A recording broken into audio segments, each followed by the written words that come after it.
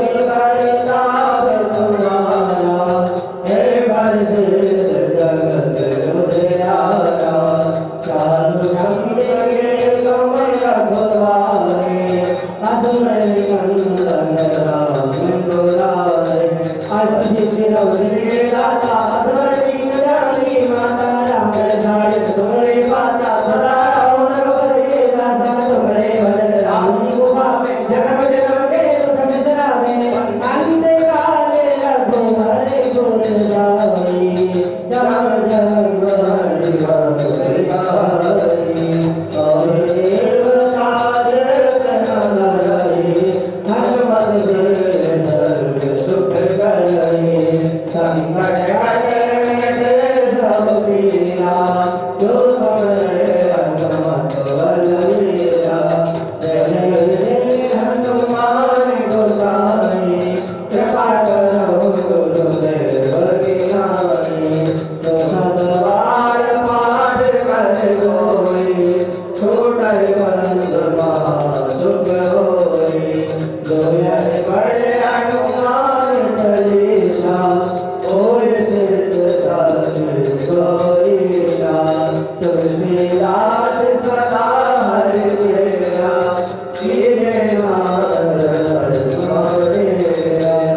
पवन तनय संकट हरण मंगल मूर्ति रूप राम लखन सीता सहित हृदय बसो सुरभूप लाल देह लाली लसै हर धर लाल लंगोर वज्र देह दानव जय जय जय कपिशोर श्याम रामचंद्र की जय पवन सुत हनुमान की जय दादा दरबार की जय श्रीमद् भागवत महापुराण की जय परम पूज्य व्यास जी महाराज की जय जय जय श्री राम हरि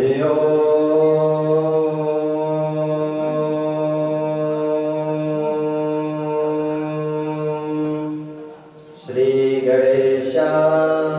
गणेशाय नमः हरि ओम श्री सरस्वत्यै नमः हरि ओम श्री राधा कृष्ण चरणकमलेभ्यो नमः हरि ओम स्वस्ति श्री गुरु चरणकमलेभ्यो नमः हरि ओम स्वस्ति श्री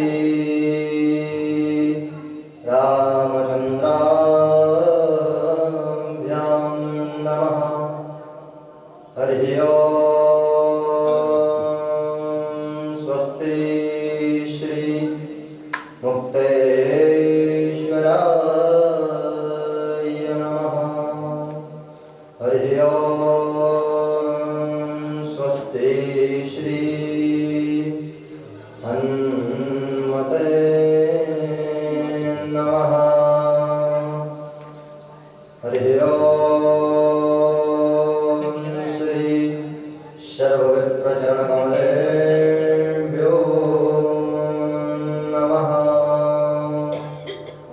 लंबोदरं परमसुन्दरमेकदन्तं रक्ताम्बरं त्रिनयनं परमं पवित्रम्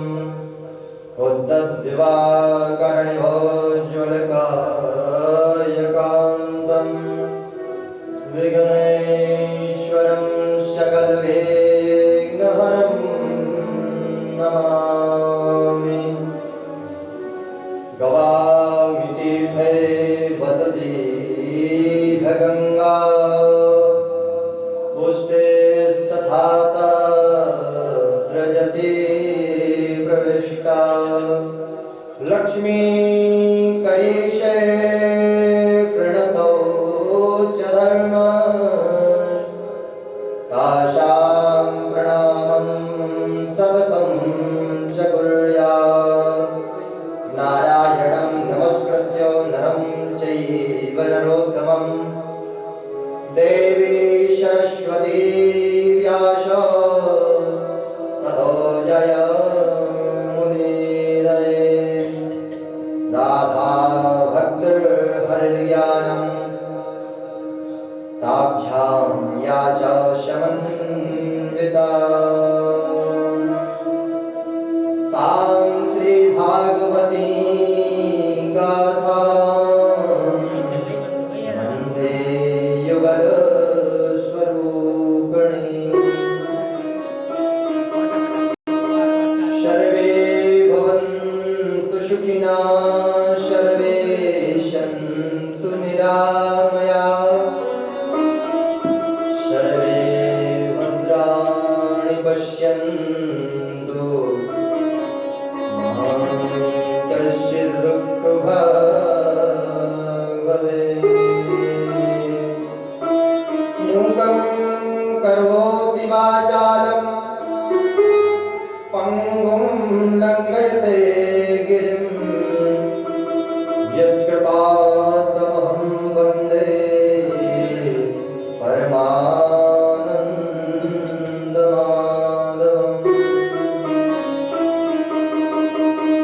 सीतानाथसमारम्भाम् श्रीरामानन्दार्यमध्यमाम् अस्मदाचार्यपर्यन्ताम् वन्दे गुरुपरम्पराम् ध्यानमूलं गुरुमूर्ति पूजामूलं गुरुपदं मन्त्रमूलं गुरुवाक्यं मोक्षमूलं गुरुकृपा जय जय श्री राधारमण जय जय नवल किशोर जय गोपी चित चोर प्रभु जय जय माखन चोर स्वामिनी मैं राधे जुगदार जन्म जन्म मोर दीजियो श्री चरणन में अरे भक्तिहीन तन जानिके सुमिरो पवन कुमार बल बुद्धि विद्या देहु हरहु कलेश विकार जड़ चेतन जग जीव सब पुरुष सकल राममय जान बंधु सबके पद कमल सदा जोर जुग पान सदा जोर जुग पान सिया राम मैं सब जग जानी और करहूं प्रणाम सदा जोर जुग पान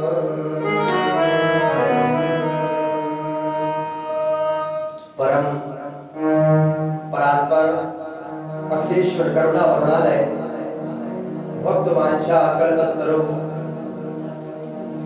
श्री पीताम्बरधारी श्री बांके बिहारी लाल जी के चरणों में इस दास का कोटि कोटि प्रणाम।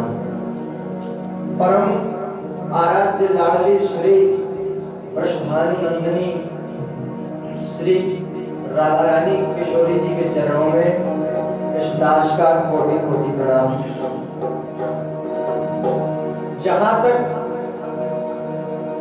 साउंड सर्विस के माध्यम से दूर दूर तक इस बालक की आवाज पहुंच रही है, वहां के जीवों के हृदय में विराजमान मेरे गोविंद के चरणों में इस दास का कोटि कोटि प्रणाम। इस आश्रम व महंत जी के चरणों में इस दास का कोटि कोटि प्रणाम। कथा मंच के संचालक के चरणों में इस दास का कोटि कोटि प्रणाम।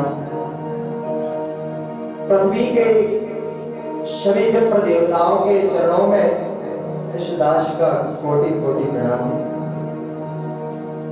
दूर दूर से पधारे सभी संत आचार्य ब्राह्मण सभी के चरणों में इस दास का कोटि कोटि प्रणाम। आसपास के गांव से पधारे हुए बूढ़े बुजुर्ग पिता व दादा के समान एवं मेरे कंधे से कंधे मिलाकर चलने वाले युवा बंधुवर्ग एवं बाल कृष्ण स्वरूप बाल गोपाल एवं माता सीता एवं अनुसुईया के चरितार्थ को चरितार्थ करने वाली मातृशक्ति, इन सभी को इस दास का प्यार भरा जय जय श्री राम।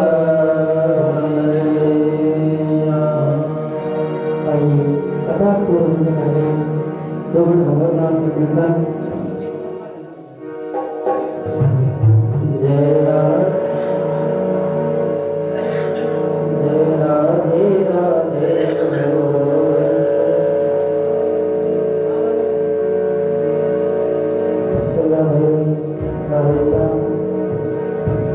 जय राधे राधे गोविंद गोविंद राधे राधे राधे गोविंद गोविंद राधे जय राधे राधे गोविंद गोविंद राधे जय राधे राधे गोविंद गोविंद राधे गोविंद राधे गोपाल राधे गोविंद राधे गोपाल राधे गोविंद राधे गोपाल राधे गोविंद राधे गोपाल राधे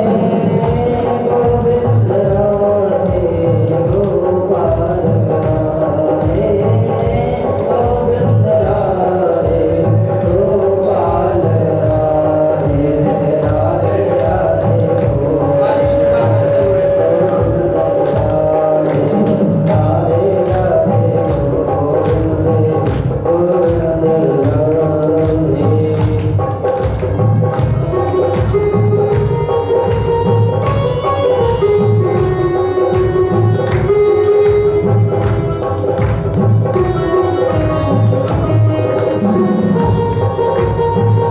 गोपाल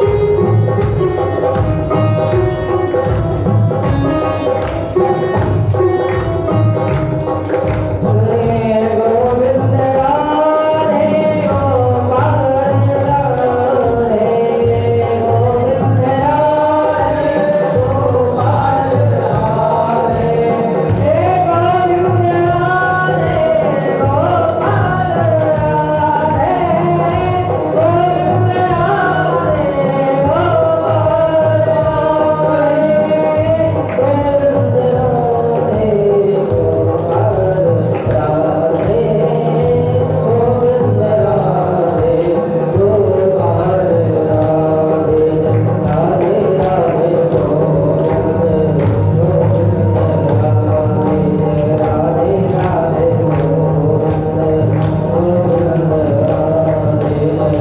राधे राधे गोविंद गोविंद राधे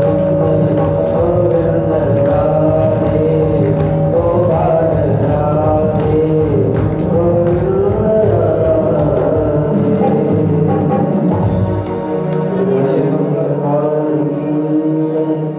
बूढ़ी बागे बिहारी लाल की जय। राधा रानी सरकार की जय।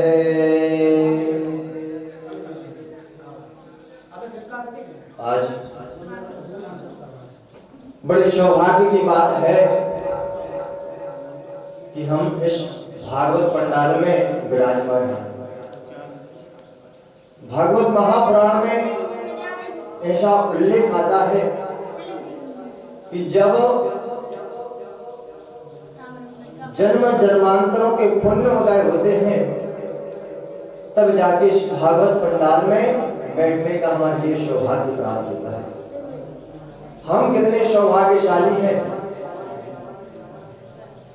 कि राघवेंद्र सरकार के प्रांगण में मुक्तेश्वर धाम के समक्ष एवं दादा दरबार की कृपा से आज हम सभी लोग भागवत कथा श्रवण करने के लिए एकत्रित हुए हैं।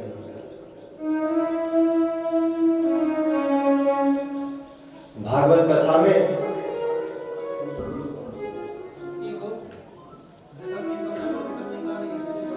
भागवत कथा में हम जब सब लोग पधारते हैं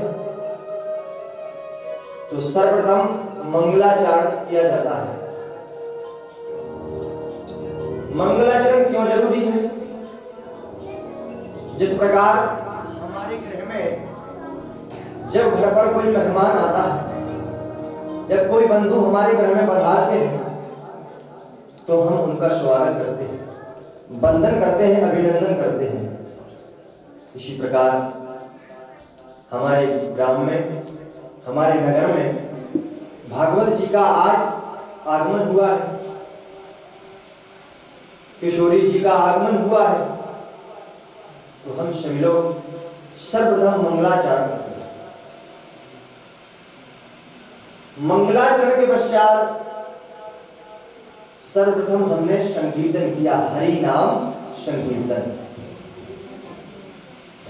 अब हरि नाम संकीर्तन क्यों जरूरी है, इसकी क्या आवश्यकता है? हम केवल कथा प्रारंभ कर सकते थे, लेकिन सर्वप्रथम हरि नाम संकीर्तन किया। संकीर्तन करना हमारे जीवन में अत्यधिक महत्व का है। किस प्रकार महत्व है? संकीर्तन आखिर क्यों किया जाता है? तो एक संत जी महाराज ने बड़ा ही सुंदर दोहा लिखा है कि बिन भोजन बिन पानी उदर मचावे कान, ऐसे ही सत्संग बिना मर नहीं पावे शांति। क्या कहते हैं महाराज? कहना है कि बिन भोजन पानी बिन, जिस प्रकार भोजन के बिन और पानी के बिन आपका उदर, जो आपका पेट है, वह क्रांति मचाता है, उसके अंदर अग्नि प्रज्वलित होती है।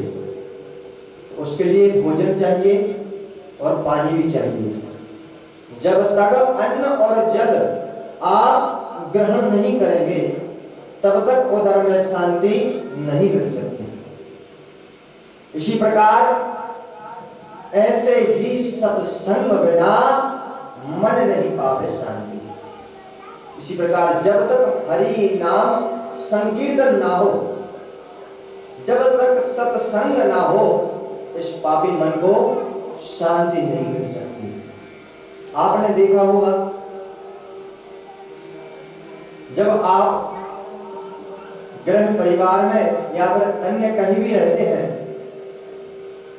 तो आपके मन में शांति नहीं रह पाती, परंतु जब आप किसी देवीय स्थान पर पहुंच जाते हैं या किसी भागवत पंडाल में पहुंच जाते हैं या कहीं जहां पर सत्संग हो रहा हो, संकीर्तन हो रहा हो, वहां पर आप जब पहुंच जाते हैं तो एक प्रकार से मन को शांति मिलती है, बड़ा सुकून मिलता है, मन को, आत्मा को बहुत सुकून मिलता है। इसी प्रकार जब तक सत्संग संकीर्तन ना किया जाए तब तक इस मन को शांति नहीं मिलती। एक और दोहा हमारे वृंदावन के संत जी ने लिखा है कि जिस प्रकार इस तन को पवित्र करने के लिए एक सावन रूपी का उपयोग किया जाता है, उसी प्रकार इस मन रूपी तन को पवित्र करने के लिए हरि नाम साबुन का प्रयोग किया जाता है। जब आप अपने शरीर पर, तन पर साबुन लगाते हैं वह स्वच्छ हो जाता है, एकदम पवित्र हो जाता है। उसी प्रकार इस मन में जब हरि नाम संकीर्तन सत्संग की साबुन लगाई जाती है तो हे प्यारे श्रोता बंधुओं, यह मन एकदम पवित्र हो जाता है, मन प्रफुल्लित हो जाता है। जो राम नाम के साबुन से मन का मैल छुटाएगा, निर्मल मन के दर्पण में श्री कृष्ण के दर्शन पावेगा। मन और तन दोनों को पवित्र किया जाता है सर्वप्रथम। जब आप किसी भी यज्ञ अनुष्ठान में बैठेंगे तो सर्वप्रथम आपके मन को पवित्र किया जाएगा।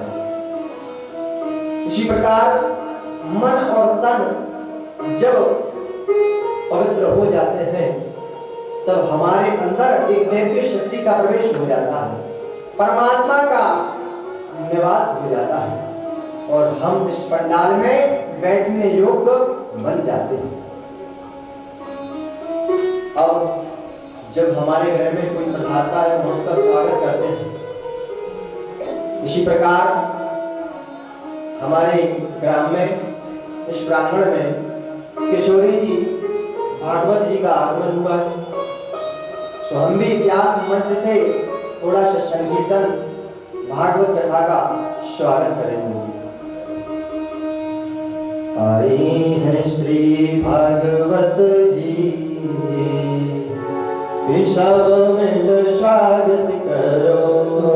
आई है भागवत जी कि सब मिल स्वागत करो। भागवत जी कि सब मिल स्वागत करो। आई है भागवत जी कि सब मिल स्वागत करो। स्वागत करो, स्वागत करो, स्वागत करो, स्वागत करो, स्वागत करो, स्वागत करो। स्वागत करो, स्वागत करो। आई श्री भागवत जी कि सब मिल स्वागत करो। आई है भागवत जी कि सब मिल स्वागत करो।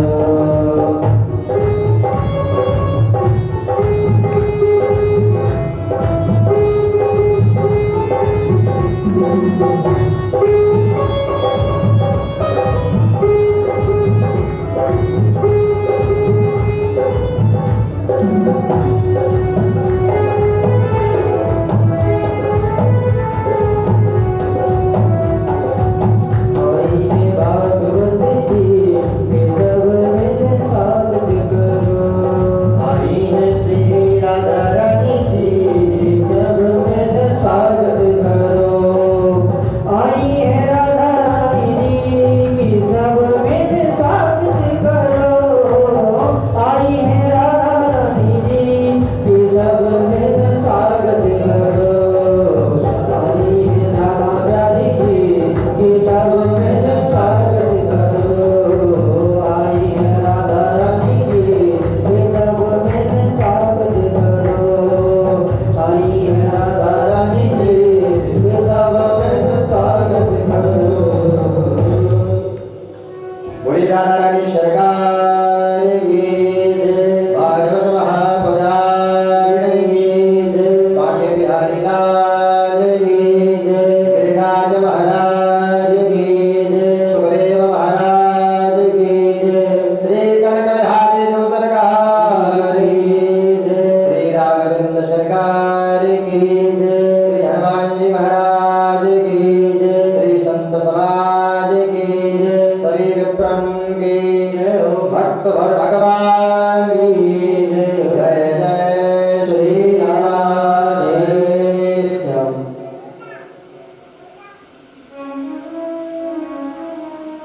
हमने अभी भागवत जी का स्वागत किया। स्वागत वंदन करने के पश्चात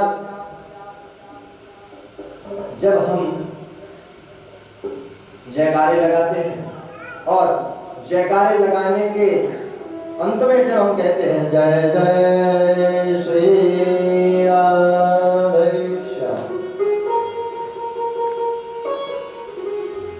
हम हाथ उठाकर दोनों जय जय श्री राधे कहते हैं।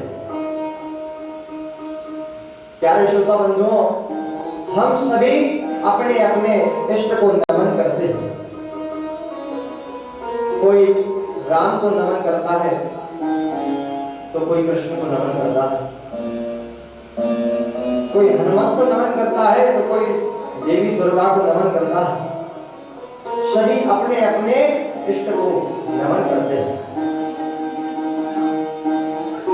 जब हम किसी भीड़ में, जब अधिक संख्या में हम जब जाते हैं और हम गुम जाए तो हम अपने दोनों हाथ ऊपर करते कहते हैं राह दे राह दे राह दे।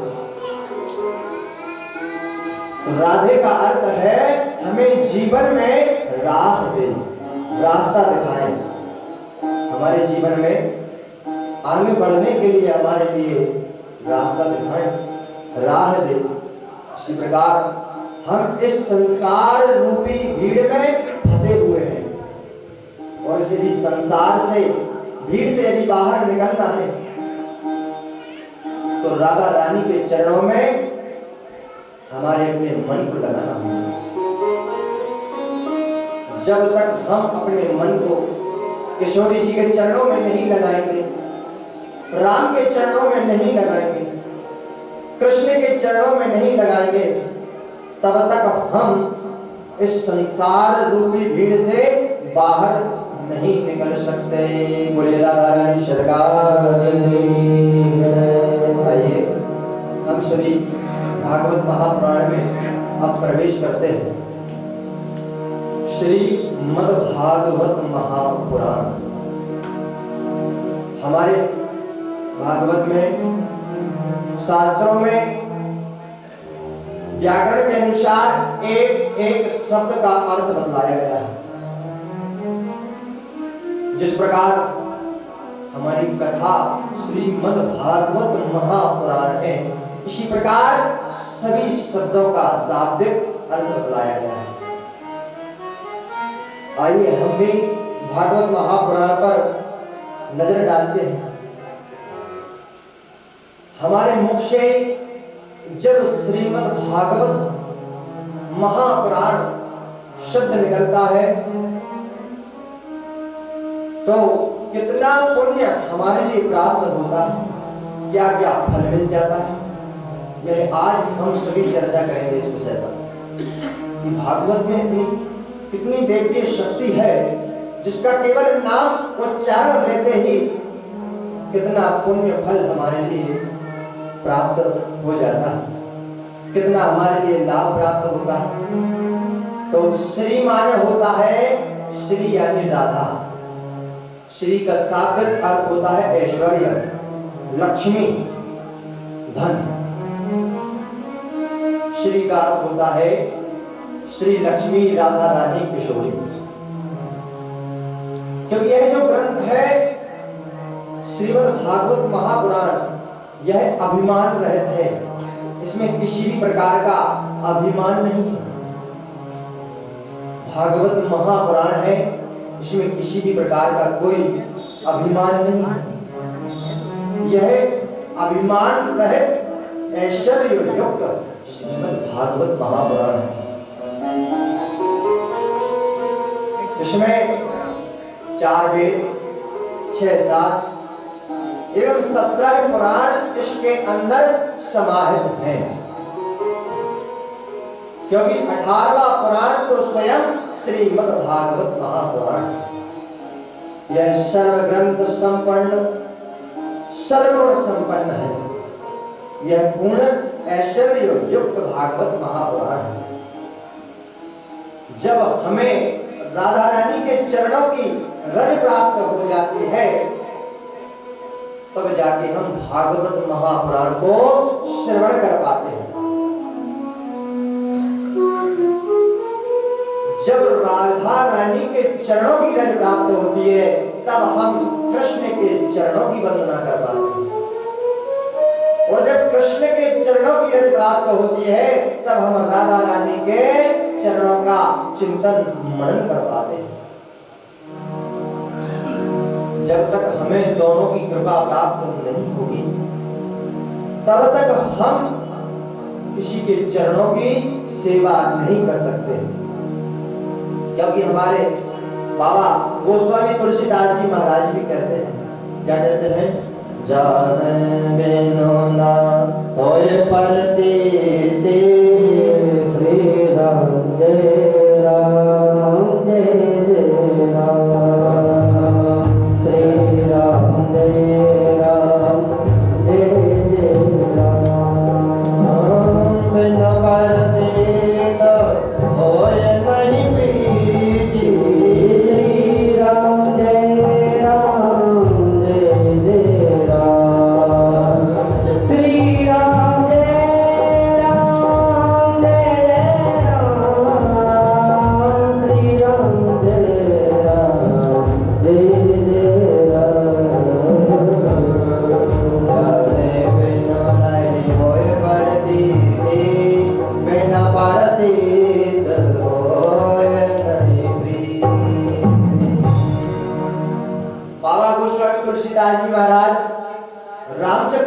लिखते हैं कि जाने बिन न होए परकीति।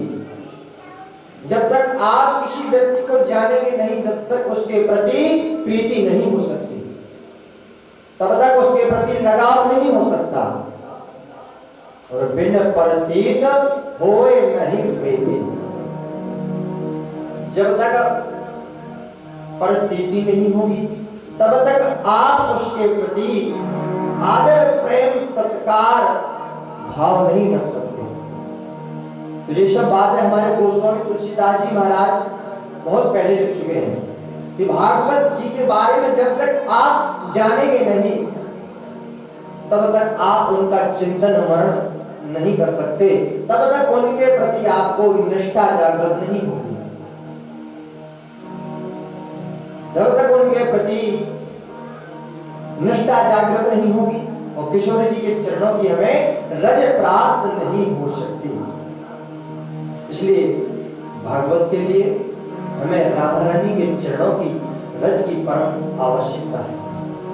और श्रीमद् भागवत पुराण कथा में मां शब्द की व्याख्या आती है।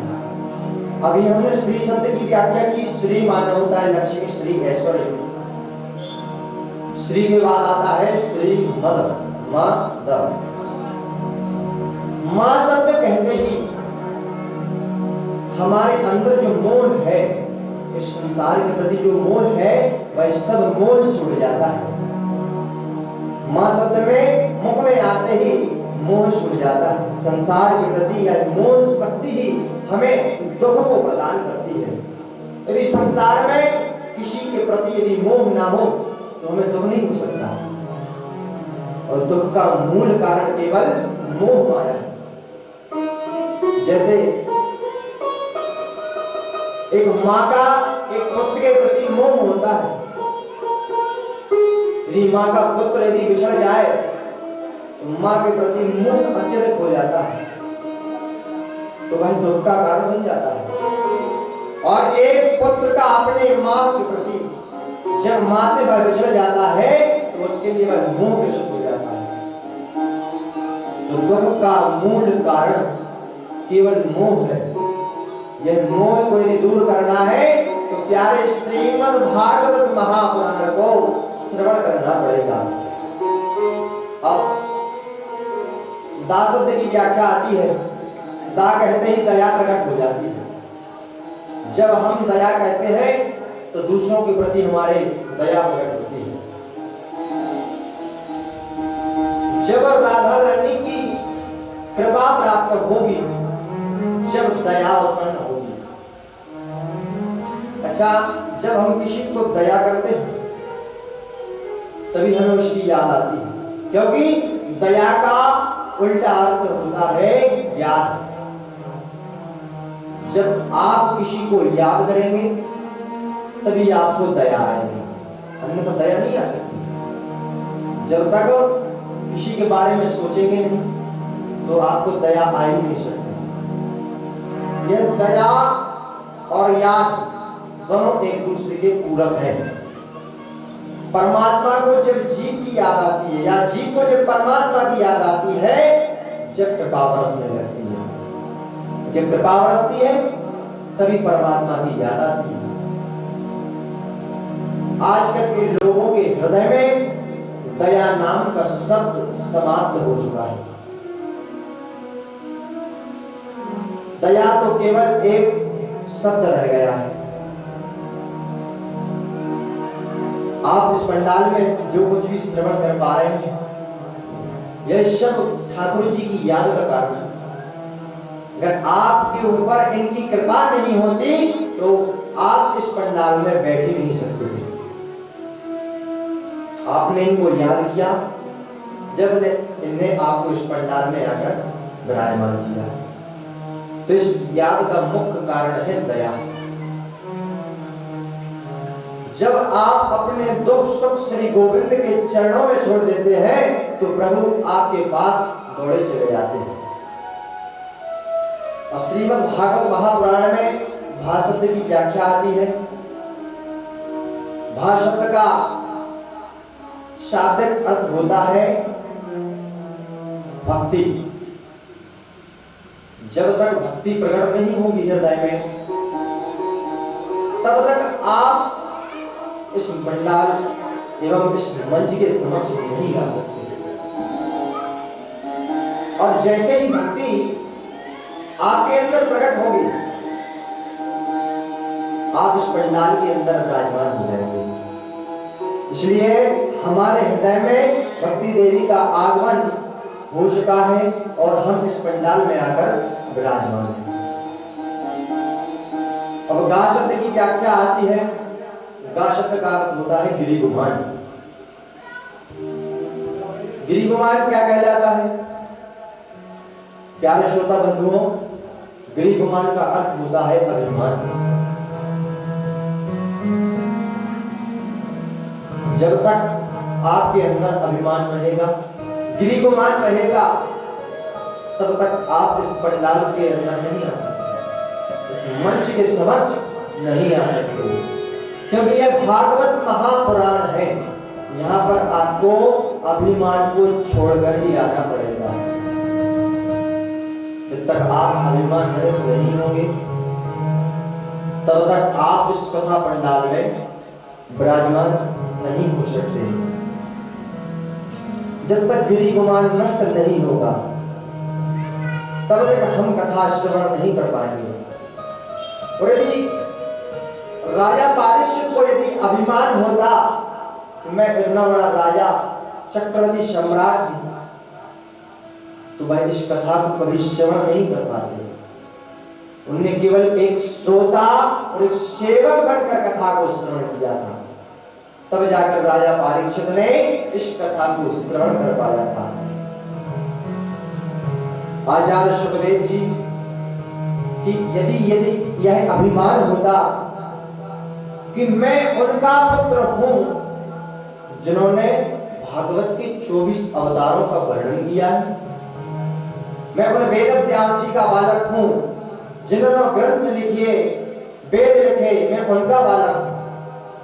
यदि यह अभिमान होता तो सुखदेव जी महाराज कभी कथा श्रवण नहीं करा पाते। तो कहने का अर्थ मेरा यही है प्यारे श्रोताओं कि जब तक अभिमान रहेगा, तब तक आप इस कथा को श्रवण नहीं कर सकते। इस कथा को श्रवण करने के लिए आपको अभिमान से रहित, अभिमान को त्याग कर इस कथा को श्रवण करना पड़ेगा। अब आगे चलकर वासुदेव की व्याख्या आती है। वासुदेव का अर्थ होता है विष्णु दूत। हमारे मुख से जब वासुदेव की व्याख्या होती है, तब विष्णु दूतों में हमारा वर्णन हो जाता है। जब जो राम का भक्त हो, कृष्ण का भक्त हो, इस सनातन धर्म में किसी न किसी के भक्त हो, तब जाकर हमारा उस पर वर्णन होता है। आज यदि आप विराजमान हैं, तो कोई ना कोई किसी न किसी इष्ट के भक्त हैं। आप राम भक्त हैं तो कोई कृष्ण भक्त है, कोई देवी भक्त है तो कोई हनुमंत भक्त है। तो जब आप भक्त हैं किसी के, तो आपका विष्णु दूतों में वर्णन हो जाता है। और जब विष्णु दूतों में वर्णन होता है, तभी जाकर आप भक्त कहला जाते हैं। अच्छा, इस भक्त की एक महिमा भी है। जब आप किसी एक इष्ट के लिए बिल्कुल समर्पित हो जाते हैं, तो उसके नाम की आपके लिए मोहर लग जाती है। आप यदि राम भक्त हो जाएंगे तो राम भक्त कहलाने लगेंगे। तो कहने का मतलब है उन प्रभु की आपके ऊपर एक छत्र छाया, उनकी एक आपके ऊपर मोहर लग जाती है। और जिसके ऊपर यदि मोहर लग जाए ना, उसको यम के दूत कभी ग्रसित नहीं कर सकते। आपने देखा होगा जंगल में जो सरकारी पेड़ होते हैं, तो उन पर निशान लगा होता है बांस का। तो किसी की मजाल नहीं होती कि उस वृक्ष को काट ले। क्यों? क्योंकि उस पर मोहर लगी हुई है सरकार की।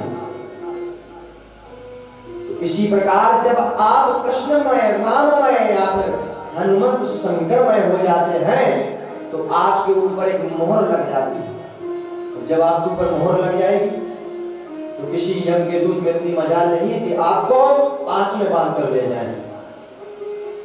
आपके लिए स्वयं विष्णु भक्त आएंगे, विष्णु दूत आएंगे आपको लेने के लिए। आगे चल के ता शब्द की व्याख्या आती है। ता शब्द कहते ही हमारे अंदर तरुणता प्रकट होती है। मुख से जब ता शब्द निकलता है मन और तन दोनों पवित्र हो जाते हैं और हृदय में एक तरुणता उत्पन्न हो जाती है। मां शब्द कहते ही माया छूट जाती है। प्यारे श्रोता बंधुओं, यह शब्द जो संसार के प्रति हमारे लिए माया है, यह दूर हो जाती है। यह संसार जो हमें देखने के लिए सत्य प्रतीत होता है, परंतु यह संसार सत्य नहीं है। यह क्षण भंगुर संसार है। यह सब असत्य मोह माया है। 5 साल पहले मैं कुछ और था, आज 5 साल बाद मैं कुछ और हूं, 5 साल बाद आप कुछ और होंगे। तो संसार का नियम है, यह संसार असत्य है, सत्य नहीं है संसार। क्योंकि ससरते संसारः, भागवत में श्लोक आया है कि ससरते संसारः, यह सरकता हुआ संसार है, स्थिर संसार नहीं है। यह संसार माया का जंजाल है और इस जंजाल से भी बाहर निकलना है तो भागवत रूपी इस कवच को धारण करना पड़ेगा।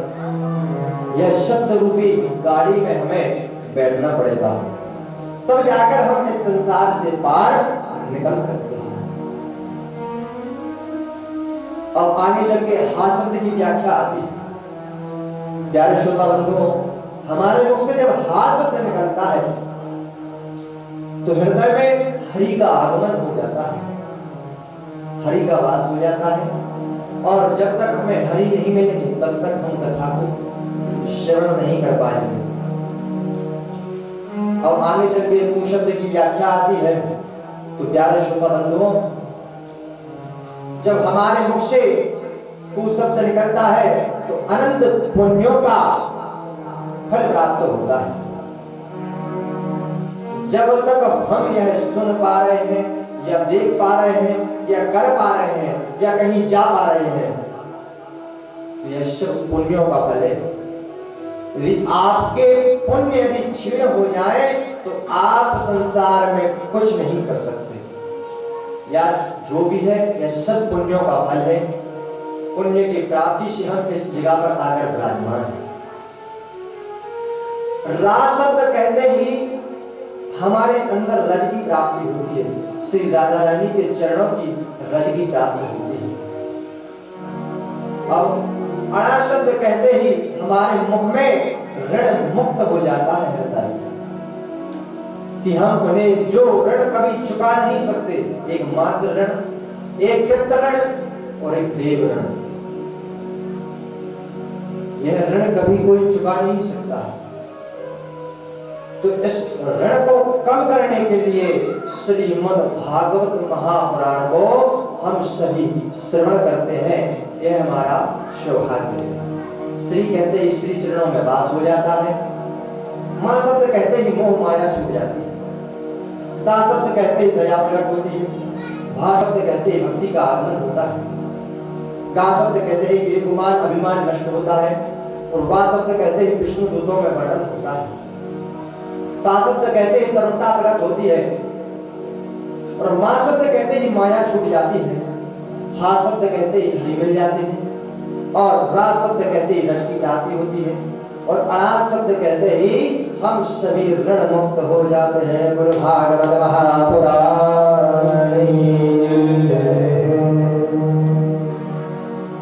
यदि भागवत महापुराण के एक शब्द का यदि अर्थ निकाला जाए तो भागवत महापुराण कभी समाप्त नहीं होगी।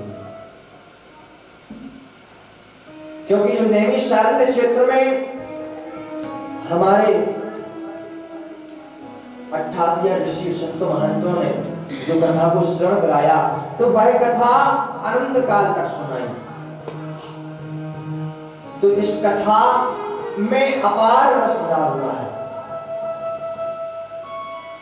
यदि हम कथा को एक एक शब्द का यदि वर्णन करेंगे तो यहाँ पर हजारों वर्ष व्यतीत हो जाएंगे, परंतु यह कथा कभी समाप्त नहीं होगी। भागवत महापुराण पुण्यों का भंडार है, फल का भंडार है, तो इसको हमेशा श्रवण करना चाहिए। जहां कहीं भी भागवत महापुराण हो वहां जाकर कथा को श्रवण करना चाहिए। आप कथा श्रवण करेंगे, आपके जीवन में नई तरह की उन्नति को प्राप्त होगी। अब भागवत महापुराण की महिमा का वर्णन आता है। आज हम इस मंच पर हमारे पिताजी के आशीर्वाद से, हमारे दादा गुरु के आशीर्वाद से, हमारे श्री गुरु जी के आशीर्वाद से और आप सभी के प्रेम के भाव से आज हम इस मंच पर विराजमान। सभी नगर के देवी देवताओं का आशीर्वाद, सभी भूखे विप्रों का आशीर्वाद है कि आज हम इस मंच पर विराजमान और इस मंच से हमें आप सबको कथा सुनाने का सौभाग्य प्राप्त हुआ है। हम सभी आपका बहुत बहुत धन्यवाद देते हैं। गुरु राधा रानी सरकार की जय। इसी प्रकार कथा में जब तक आप उस चीज की महिमा को श्रवण नहीं करेंगे, जब तक आप उसको नहीं जानेंगे, जागृत नहीं हो सकते। महामाया यत्ता यदि माहात्म्यम, महिमाया यत्ता यदि माहात्म्यम। जिसके आगे उसका बड़ा महात्म्य होता है उसकी महिमा उतनी ही बड़ी होती है। जब तक किसी का महात्म्य नहीं होगा, कोई आधार नहीं होगा, आधारशिला नहीं होगी, तब तक उसकी महिमा नहीं हो सकती। कोई भी व्यक्ति हो, कोई भी, सर्वप्रथम महिमा का महात्म्य, महिमा है तो देती है। ग्रंथ, सभी ग्रंथ भागवत महापुराण की महिमा का वर्णन करते हैं। जिस प्रकार कोई व्यक्ति अपने मुख से अपनी प्रशंसा नहीं कर सकता, उसी प्रकार भागवत जी अपनी प्रशंसा स्वयं नहीं कर सकती। सभी शास्त्र, पुराण, ग्रंथ, वेद भागवत की महिमा का गान करते हैं, भागवत रूपी महिमा का गान करते हैं। भागवत में सभी ग्रंथों की महिमा का वर्णन भी है। एकम भागवतम शास्त्रम मुक्तिदानेन गर्जति। यह भागवत महापुराण मुक्ति देने के लिए गरज रहा है, परंतु कोई मुक्ति लेने के लिए तैयार नहीं है। क्यों? क्योंकि हमारे लिए संसार रूपी माया से ही फुर्सत नहीं है, समय नहीं है किसी के पास। आज आपके पास यदि समय नहीं है तो आपकी मुक्ति कैसे हो सकती है? क्योंकि भागवत में श्लोक है, एकम भागवतम शास्त्रम मुक्तिदानेन गर्जति। भागवत हमेशा गर्जन करती है, मुक्ति श्रवण कराती है। आप आए, कथा श्रवण करें, आपकी मुक्ति अवश्य। प्यारे श्रोता बंधुओं, आपको बताएं भागवत महापुराण मुक्ति करने के लिए गरज रहा है और हम सभी लोग यहाँ यदि आए हैं तो किस काम के लिए आ गए? कोई ना कोई कामना से आए हैं, निष्कामना से कोई नहीं आया होगा। यदि आपके प्रति यदि निष्काम भाव से आप इस पंडाल में विराजमान है, यह मेरी गारंटी है कि भगवान नाम आशीर्वाद आपके ऊपर अवश्य होगा। क्योंकि संत बंधुओं, हम कहीं भी जाते हैं, किसी भी दरबार में जाते हैं, किसी भी जगह जाते हैं, किसी भी तीर्थ में जाते हैं, तो हम कोई ना कोई कामना लेके जाते हैं, निष्काम भाव से कोई नहीं जाता। संतों ने आरती भी बनाई है जिसे हम सभी लोग गाते हैं। माताएं बहनें सुबह शाम इस आरती का गायन भी करते हैं। तो उसमें आया है, क्या आया है?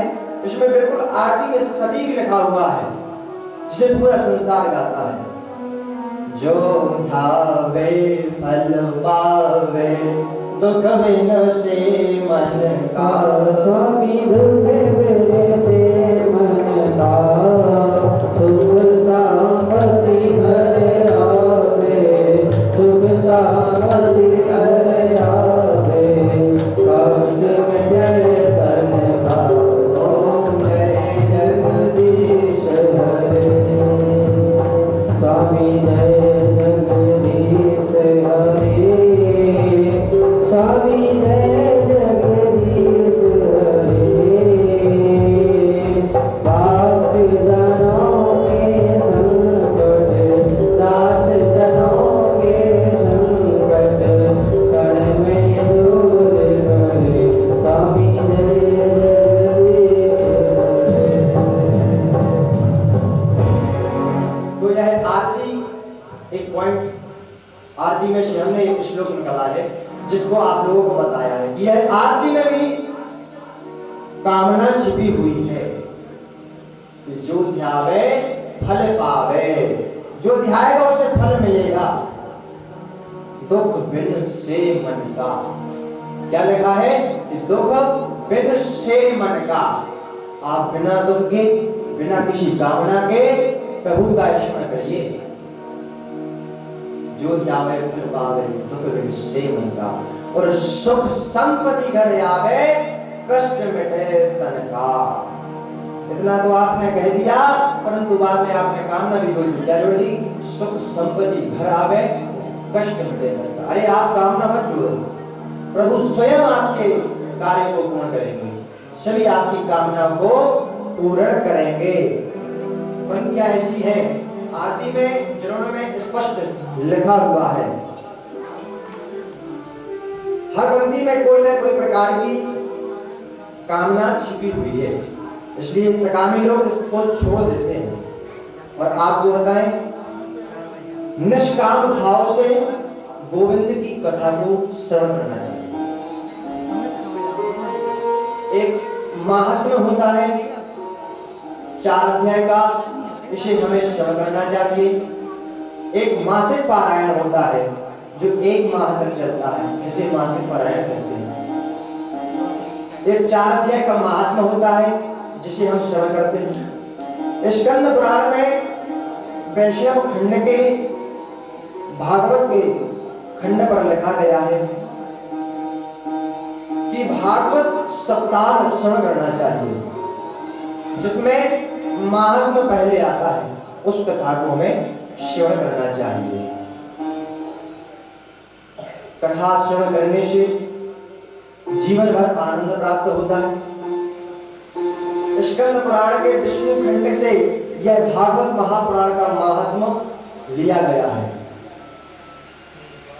तो जो भी व्यक्ति इसे निष्काम भाव से कामना से रहित श्रवण करता है उसकी मनोकामना अवश्य पूर्ण होती है और भागवत जी अवश्य उस पर कृपा करते हैं।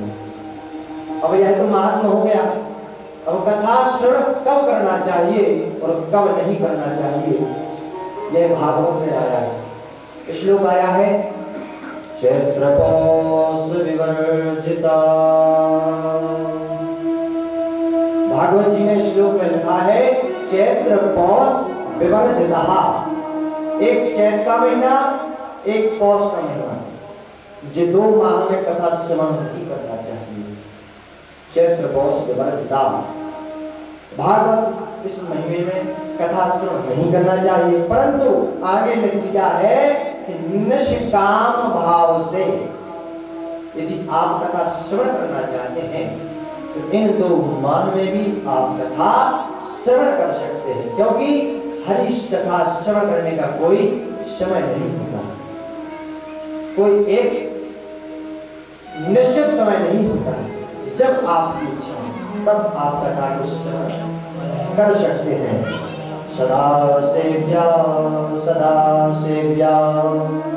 श्रीमद्भागवती कथा यस्य श्रवणमात्रेण हरिश्चित्तं समाश्रये।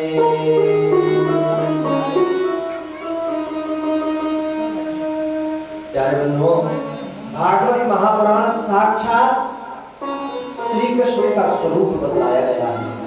यह जो भागवत है, भागवत स्वयं भगवान श्री कृष्ण का स्वरूप है, वांग्मय मूर्ति है। वांग्मय का अभिप्राय होता है, अर्थ होता है परम धाम। भगवान परम, भगवान का यह स्वरूप है जो आज इस कथा के बीच में आपके समक्ष विराजमान है। यह कथा ही भगवान का स्वरूप बताया है। एक समय की बात है जब प्रभु परम धाम गमन की इच्छा से एक वृक्ष के नीचे बैठे हुए थे। पत्थर पर उनका बाया पैर रखा हुआ था, दाया पैर जमीन से लगा हुआ। प्रभु परम धाम गमन की इच्छा से बैठे हुए थे। उसी समय एक जरा नाम का व्याध आता है। व्याध का शाब्दिक अर्थ होता है शिकारी। जो शिकार करता है वह व्याध कहलाता है संस्कृत में। एक व्याध आता है तो भगवान परम धाम गमन की इच्छा से वृक्ष के नीचे बैठे हुए थे। बाया पैर उनका पत्थर पर रखा हुआ था।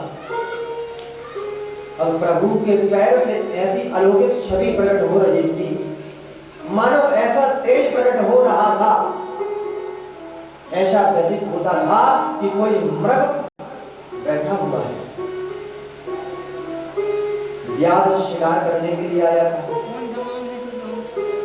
अब व्याध ने जैसे ही देखा कि मृग बैठा हुआ है, उसने अपना निशाना साधा और तीर को छोड़ दिया।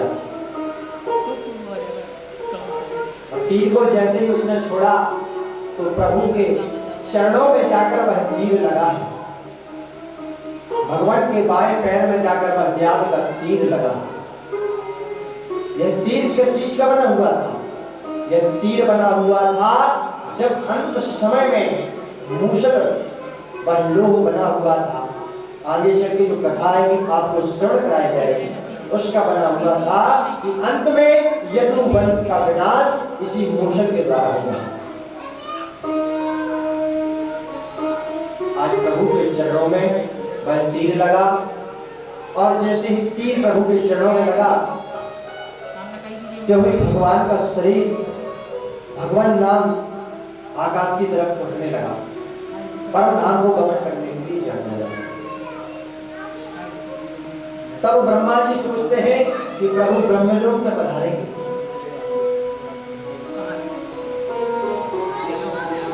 बाबा भोलेनाथ सोचते हैं प्रभु मेरे शिवलोक में पधारेंगे। इंद्र सोचता है मेरे प्रभु इंद्रलोक में पधारेंगे। पार्षदगण विष्णु सोचते हैं प्रभु साकेत धाम में पधारेंगे। परंतु मेरे भक्तों, भगवान का शरीर जैसे ही ऊपर था और मध्य आकाश में पहुंचते ही यह तेज इस भागवत महापुराण में आकर विराजमान हो गया। बुढ़ी भागवत महापुराण की जय। तो यह प्रभु का वाग्मय स्वरूप माना गया है भागवत। इसमें प्रभु हमेशा वास करते हैं। ऐसे प्रभु के चरणों में इस दास का बारंबार प्रणाम। भागवत जी में श्लोक आता है, तेनेयं वाग्मयी मूर्ति प्रत्यक्ष वर्तते हरि स्वकीयं यद्भवस्तेज तच्च भागवतं दधाति। प्यारे श्रोता बंधुओं, भगवान का वह तेज भागवत जी में आकर सम्मिलित हो गया। यह पद्म पुराण का प्रमाण है।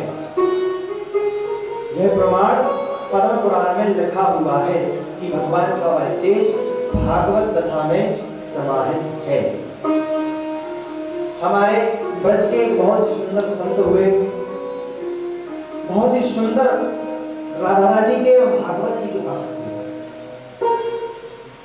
बहुत ही अच्छे कवि थे। उन्होंने भागवत जी के ऊपर एक सुंदर बात कही, वह हम आप श्री के समक्ष रखते हैं। श्री भागवत भगवान तुम श्री कृष्ण के अवतार हो, श्रुति वेद शास्त्र पुराण तरुके सुखद फल यश सार हो। हरि जो भागवत नित्य पढ़े उसका हृदय अपार हो, श्री कृष्ण के दर्शन मिले भव से बेड़ा पार हो, भव से बेड़ा पार हो। अरे विचित्र चित्र विचित्र देख कर हैरान हो गए, जो आदमी इंसान ना बन सका वो भगवान बन गए। प्यारे श्रोता बंधुओं, कथा आती है कि यदि व्यक्ति के पास यदि धन या फिर किसी भी प्रकार का सुख अधिक हो जाए, अभिमान हो जाता है, और जब अभिमान हो जाता है तो वह व्यक्ति स्वयं को संपूर्ण जगत का भगवान समझने लगता है,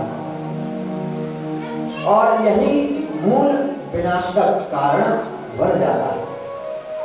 तो भागवत का हमें हमेशा श्रवण करना चाहिए, क्योंकि जो हमेशा कथा का श्रवण करता है उसका हृदय अपार होता है और श्री कृष्ण के दर्शन मिलते हैं।